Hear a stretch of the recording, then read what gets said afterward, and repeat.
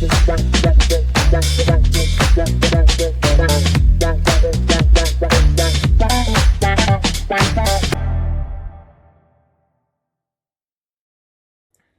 everyone and welcome to an official new podcast.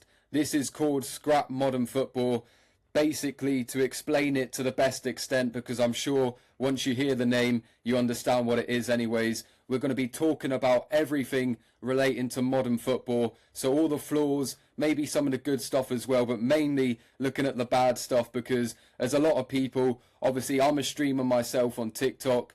If you want to go and see, check out AFC Dan. We've got about 6k followers on there, and basically in the chat sometimes you get people coming in and they're talking about modern football. We had the game last night, Arsenal versus Brentford, and it was a bit of a tough watch for people to look at, and I think that just shows what modern football is nowadays. It can be very, very difficult for some people to watch, especially people that are used to the older generations of football, when you had the likes of Roy Keane and everything against each other. Football has changed massively. Anyways, that's enough of me speaking for now. I'm joined today by Lucas, who is going to be the co-host throughout this series. It's great to have you, Lucas. Just tell me a bit about yourself, and obviously you're a Leeds United fan, so just explain what football means to you.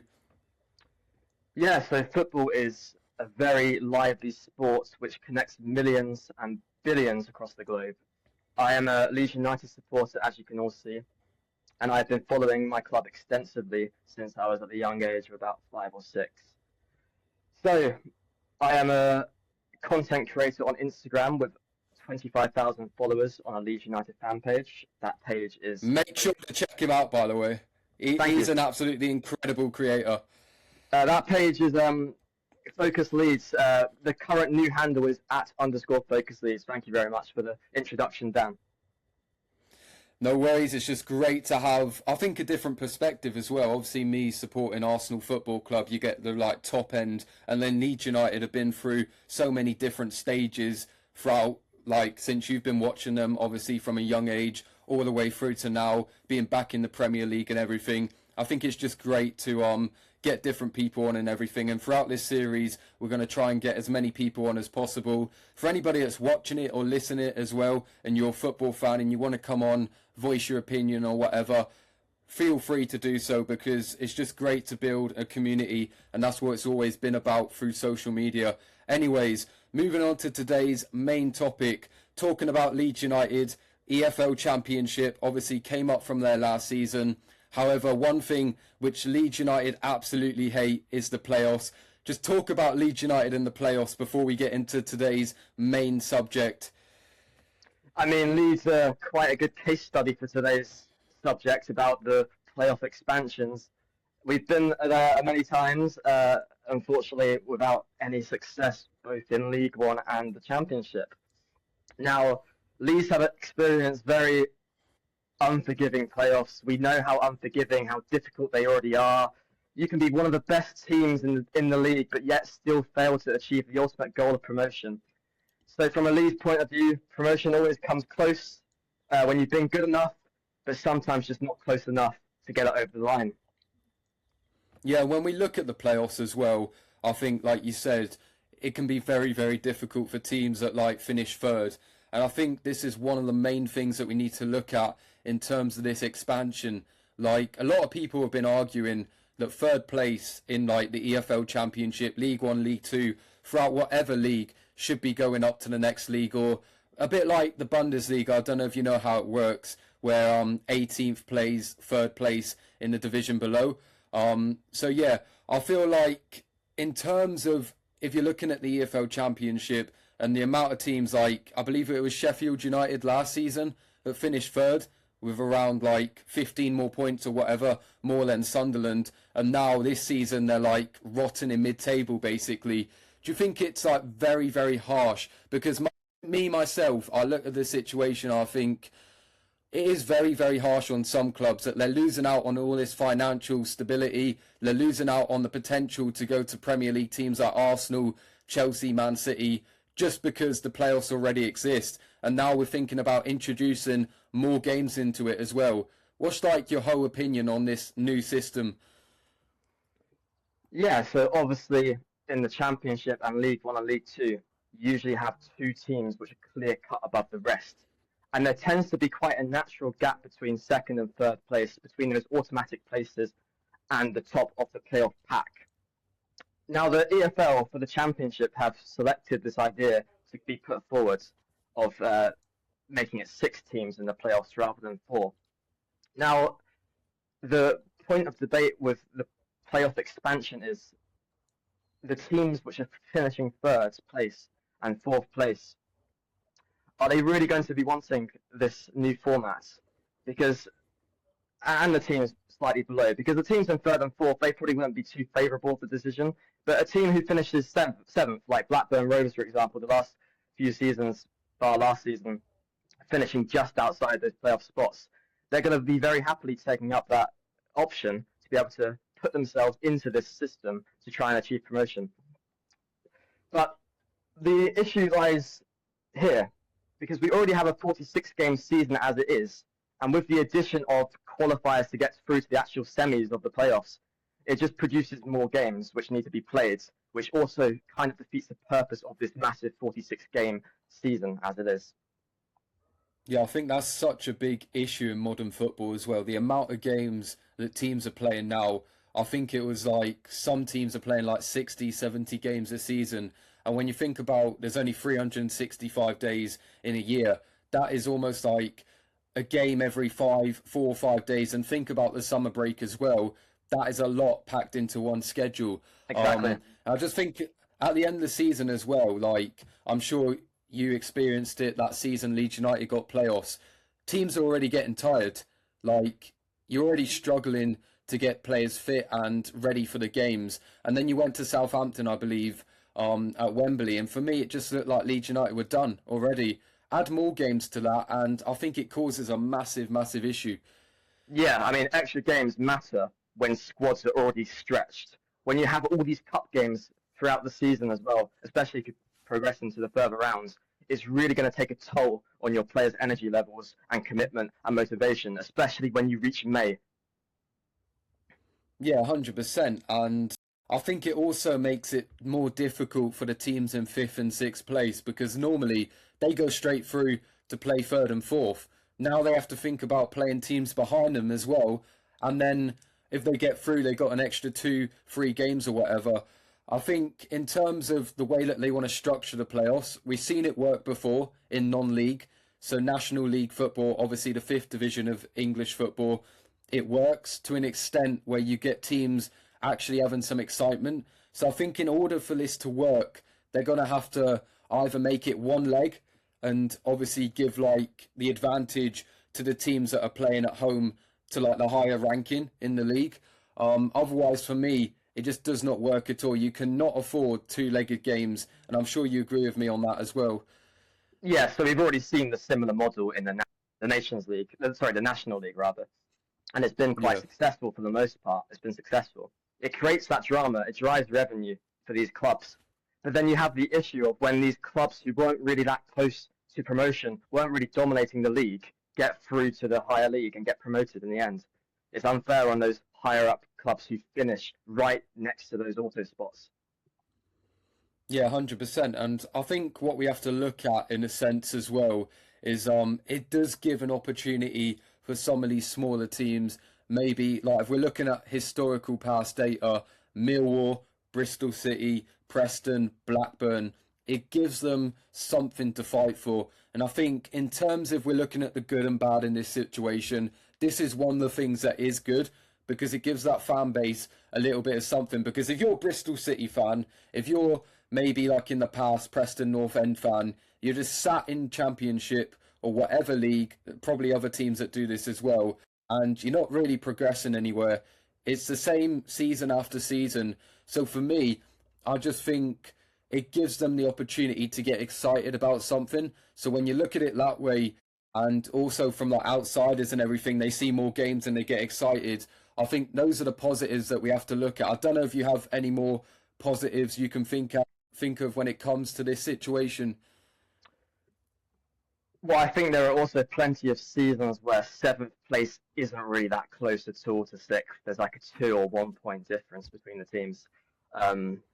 Sometimes they're 8 points off the playoffs, sometimes they're two. I guess from one perspective, you could argue it works when a team is much closer, when the season feels a lot more competitive with the results. Yeah, 100%. Just looking at this season, I've got FootMob up. If you're looking at the playoffs so far, you've got Wrexham in sixth place with 47 points. You've got Preston 47, Bristol City 46, Southampton 46, Birmingham 46. There's not much of a difference. And when you compare like the teams playing against each other, I can see why you can look at it and think, oh well, some of these teams actually deserve a chance to try and compete and get close towards the Premier League. At the same time, if we look at Ipswich in third, the difference is massive. And I think it's just giving more games and more false hope rather than anything else. Because in my opinion, I just don't think it's good enough to keep this system. I don't know why football has to change so much. I think that is such a big argument. For me, if something's working, like the playoffs is, because we've seen like stories with like Huddersfield before, we've seen it with other teams, Luton Town. I don't think there's a reason to change, and hopefully there's a lot of other people that agree as well. I would agree with you for the most part in terms of managers might start thinking top eight is enough, and it would sort of water down the competition. It wouldn't be as authentic as it could be. Yeah, it stops teams from driving as well. Like you said, it stops teams from keeping that mentality where you got to actually keep winning. It's like, okay, we're in seventh and eighth. 100%, I agree with you. Do you think it's going to benefit a lot of teams if it stays like this, or do you think it could ruin the championship's reputation? I feel like personally it could affect the championship. The whole view of the championship could change. That the championship is more of a qualifier league rather than a high nature competitive league. The second tier of English football, teams striving and pushing for that promotion to the golden lands of the Premier League. That is the risk Yeah, it carries. definitely. Yeah, I think 100% it's like that. And you've got to be careful as well with changing these ideas. Most of the time, when you look at modern football nowadays, it's very, very money driven. I bet you right now, this gives EFL and maybe Sky, because we look at Sky very often, they always find a way to try and make a lot of money. So I think in this situation, I would say it's more of a money over fans and entertainment situation compared to actually like trying to benefit for the whole of the league. And I think you can agree with me on that as well. 100%. From a business point of view, it's obvious. Yeah, definitely. And there's been a lot of talk on social media as well about obviously some of the teams that could have got in over the past few years. You've had like Millwall, you've had smaller teams as well. So obviously you've had Barnsley in the past getting the playoffs, but you could have had maybe, like we said before, Preston and everything. I think that's the only good thing. And I think if they stick to this, which I personally don't want to see, I think they should stick to the same format that they've had for years. But I think it's going to change, and I believe that the EFL is going to actually have this because it's going to go down to a voting system, and I don't see teams voting against it, especially when you've got a big pack of people and teams in mid-table. I think it's going to happen. I don't know if you think it's going to happen or not. I think it quite likely will happen, considering the amount of teams which place in that middle pack each season. Yeah. Would you say it would have benefited Leeds when you were in that competition, or would it have been worse for you to have like teams like that in the competition? No, it wouldn't have benefited us. It would have made the process longer when we actually finished in the playoffs. It just, for the teams in third or fourth, it's not really adding much. I feel like they'll vote against it, these teams who finish quite high. Yeah, I can see that happening, especially teams with like parachute payments and everything. Yeah, Like the likes of Ipswich, and obviously you've got teams in the past like Norwich and Watford. Hopefully, in a sense, it gets rid of like the yo-yo teams because that's something that we don't like to see in modern football. But at the same time, it can make it even worse, and it can make it more found and easier for these teams to bounce straight back up. So we're gonna have to see what happens. I think in terms of EFL Championship, if this goes down to League One and League Two as well, it could cause a lot of drama. don't get me wrong, I feel like it's going to create entertainment, but at the same time, I think it's just going to get way too messy, and I think you can probably look at the situation the same as well. Absolutely. Yeah. To move on to another segment now, I think obviously you being a guest, you've experienced the playoffs before and everything. I've got a little bit of a quiz on the playoffs, so I'm going to test your playoff knowledge, and let's see if you do as bad as Leeds United in the playoffs or you actually know some ball. Fair enough. So first of all, we've got question one, and this is a very specific season one. Who won the 2006-2007 championship playoffs? Well, that was the year I was born. Yep. I'm just trying to think of those classic championship sides who have been kicking about for donkey's years. We've had a lot of quality championship playoffs, by the way. You got the likes of Dean Windass when he scored that go for Hull City, and obviously loads of incredible moments from the 2000s all the way to the 2010. I'm just trying to think when Norwich were relegated from the first division, because they've been in the. I'm not sure. Birmingham. Not far away. Birmingham were pretty close back then, but the team that got promoted in 2006, 2000, Watford. almost, one season out. That was 506, where I think it was Leeds United that lost in the playoff final to Watford. I think it was 3-0. It was not Watford. It was Derby County who went up, and then the season afterwards, you probably know what happened the season afterwards. Oh dear. The 11 points. I think it was 11 points. Yeah, it was 11 points. Obviously, the worst team in Premier League history. But that's pretty good guess. I'll give you Birmingham. That was a decent guess, to be fair. Moving on to the next one. Who was in the final in the 2015-2016 EFL Championship? Between which two teams was it? Yeah, which year? Sorry. 2015-2016.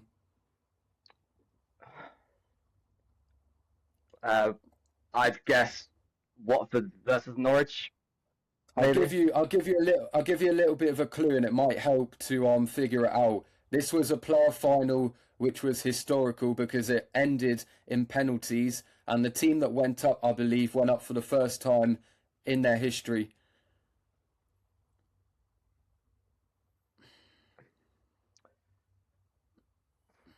It's a bit of a... Was it Bournemouth who got promoted? Not far away. I believe that was the season before. Brighton. This team also had a guy called Aaron Moy. I'm not too sure. Fair enough. It was between Huddersfield and Reading. The game, I believe, ended 0-0, and they won 6-5 on penalties, and it was Schlinder that scored the winner for Huddersfield, promoting them to the Premier League for the first time in their history. Fair enough. Moving on to the next question, we've got another difficult one, I can't lie. Who has the best playoff record win percentage throughout the whole EFL? I can give you a little bit of a hint. It's give me a regional clue. If we're talking regional, it's a North team, and it's more to the left side of England. A northern side to the left of England, you say? Yeah. Give a guess. I can give you one more clue for the colour, but I think it will give it away. Is it a Yorkshire side? It is not a Yorkshire side. It might be a popular holiday destination for a few people. That rules out quite a lot of the UK.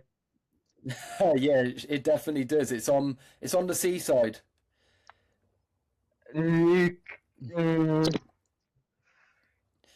I'll give you one more clue. The team plays in orange. Really? Hull City. It is not Hull City, unfortunately. It's Blackpool. Really? They have the best percentage. Oh wow. Fair enough. It surprised me when I looked at it as well. They have like a 67% win percentage in the playoffs, which is mental. Wow. Wow. And final question. This one is based off of a manager. Which manager has won the most playoffs? I mean, Fark is up there for the most titles. Is this in the whole of the Former EFL? Leeds United manager. Yeah, whole EFL. Former Leeds United manager. This guy is. The Championship playoffs. Former Leeds. Leeds are the same managers in the EFL. Yeah, you've had a lot of managers, haven't you? Come on, we've got to get one. We've got to get one right. We can do this. He managed Cardiff City as well. I've had a mare here, to be fair. I've had a mare. It starts with W. Final clue. Why can't I think of who it is? People are going to be listening to this and they're going to be screaming. They know who it is. Go on then. Let's hear it. Neil Warnock. Absolute legend. Neil Warnock. Bloody heck. Absolute EFL legend. Of course, I mean, you've had a stinker on that one, I can't lie. He's taken so many clubs that I should have known, to be fair with you. Yeah, he's a top manager, and I think he's a perfect person when it comes to talking about the playoffs. Like, he is the guy which knows it to the perfect extent. But yeah, it's been very, very interesting to talk about the playoffs, and we're going to move on to another section now. We're going to talk about a few of the games coming up this weekend in the FA Cup. Your team, Leeds United, against Birmingham. I think that will be an interesting game. Just about the FA Cup nowadays, do you think it's still as special as it used to be back in the past? Yeah, it is quite special, isn't it? I mean, we still have these giant killing sides from non-league coming and causing a crash on the FA Cup scene. The excitement is there. It gives the opportunity for these lower league clubs to have some revenue driven to their club, ticket sales. And yeah, some class away days for low league sides who would otherwise not get that opportunity to do so. Yeah, when you look at Macclesfield as well, the journey that they've had this season, beating Crystal Palace, it was wonderful. And obviously they're playing Brentford Monday night. Do you think if they can win that game, it would make the FA Cup stand out even more for like some of the potential draws they could get in the next round as well? Absolutely. I can't remember the last time a team like Macclesfield reached this stage of the round of 16 in the FA Cup. And at home to... Who do they play this weekend? They got Brentford Monday night. Brentford, another Premier League opponent Macclesfield have to face. If they can overcome the challenge twice, then we start to question the ability of Premier League sides fielding these weaker sides and underestimating non-league sides. Yeah, I think that was such a big talking point as well about modern football. Crystal Palace weakening their side because they thought they were going to walk away against Macclesfield and just push them aside. And it wasn't like a massively weak squad because they still had names like Uche, who came from like the Spanish league for about 30 million. But at the same time, it was a little bit disrespectful to Macclesfield. And hopefully, like Brentford, they're a quality club. Hopefully you can agree with me on this one, that they actually go out there and put a pretty strong side out there. Yeah, I mean, they have no choice after what happened to Palace, right? I mean, the Premier League being their primary focus, trying to secure a European spot this season. But just because the team's non-league side doesn't mean you shouldn't disrespect them. Yeah, definitely. We're just going to go through a quick few games and we're just going to give some predictions. Birmingham versus Leeds United. For me, I'm going to go 3-1 to Leeds United. What's your predictions for the game? I think Birmingham have found their feet this season in the Championship. They're performing quite strongly. Not too far off the playoff spots themselves, actually, if you look at the pack. Good form recently. I'll go with a 2-1 Leeds win. Obviously a little bit biased, but that's my prediction. You've got to go with your team. Arsenal at home against Wigan. For me, I think it's got to be a pretty simple game for us. Even if we put out a weaker side, you're still talking about names like Jesus, Martinelli, Christian Norgard. So for me, I'm going to go with a free Arsenal win against Wigan. What do you think is going to happen? Yeah, I remember when Arsenal fielded the weaker side versus Kyrat in the Champions League. The first half was uh, you know, he Probably scored a some of the couple. best football we've played this season against Kyrat in the first half. But like you said, Yeah, and like you probably will say, second half, it was a bit of a struggle. yeah. I mean, you had that short obstacle to face early on with Kyrat going 1-0 up, surprisingly, but your side punched back and secured 3 goals in that first half to put the game on its head. I think Arsenal will win 2 versus Wigan. I think Wigan might put up a little bit of a fight. Yeah, they haven't had a great season in the League One, but sometimes cup competitions, they just completely do not matter, and you get some incredible performances. And final game we're going to look at, because not loads of incredible games, Hull City No. versus Chelsea, obviously taking place tonight. I think it'll Yep. be a decent one because Hull City this season have played some very good football. I'm going to go with, I think it goes to extra time now. I'm going to go with a 1-1 draw, and I think Chelsea might nick it on penalties. Really? Wow, that is quite a bold prediction. Hull City versus Chelsea. I think this will be a routine Chelsea progression to the round of 16 and the FA Cup. I'm going to go with a Chelsea 3-1 win.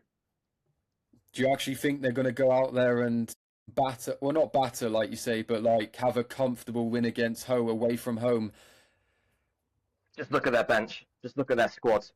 Just look at their reserves. Their youth should be beating Hull City, despite the fact Hull City are doing well this season. They've had an incredible, like the amount of money that Chelsea have had as well compared to Hull City is just, it's crazy. Considering they can be in the Premier League next season, Hull City, once again, it's just another thing to talk about, the gap in money of football nowadays, but I'm sure we can talk about that Bear another in time. mind, bear in mind, sorry, that Chelsea did not take, who was it? Was it Charlton or Cardiff or someone? They did not take them for mugs in the cup. They fielded their stronger players in the lineup. Yeah, I'm pretty sure it was Charlton, and I'm pretty sure they won 5-0 against them away from home. So maybe just maybe we'll see the same again.